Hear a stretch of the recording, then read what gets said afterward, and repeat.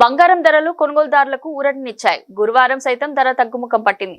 అంతర్జాతీయ మార్కెట్లో ధరలు తగ్గిన నేపథ్యంలో దేశ రాజధాని ఢిల్లీలో 24 క్యారెట్ల పసిడి 150 తగ్గి తులం 1,05,60కి చేరుకుందని ఆల్ ఇండియా సరాఫా అసోసియేషన్ ధృవీకరించింది. అలాగే 22 క్యారెట్ల గోల్డ్ రేటు 150 తగ్గి తులం 99,800 పలుకుతుందని పేర్కొంది. మరోవైపు వెండి ధర సైతం భారీగా పతనమైంది.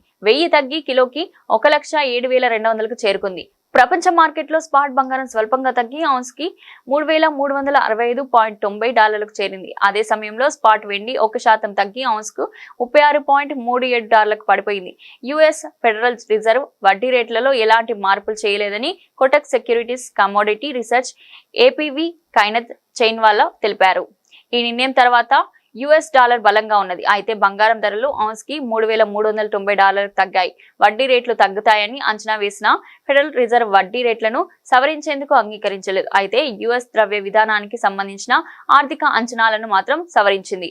జూన్ 10 సందర్భంగా యుఎస్ మార్కెట్లు బ్యాంకులు గురువారం మూతపడనున్నాయి. యుఎస్ ఫెడరల్ వైఖరి నేపథ్యంలో మార్కెట్లో బంగారం హెచ్చుతగ్గులకు గురైందని ఎల్కేపీ సెక్యూరిటీస్ వైస్ ప్రెసిడెంట్ పరిశోధన విశ్లేషకుడు జితన్ త్రివేది పేర్కొన్నారు. యుఎస్ వడ్డీ రేటు తగ్గింపు మరో 6 నెలలు వాయిదా పడిందని ఆయన పశ్చిమాసియాలో కొనసాగుతున్న ఉద్రిక్తతల నేపథ్యంలో బంగారానికి డిమాండ్ ఉందని అభిప్రాయపడ్డారు.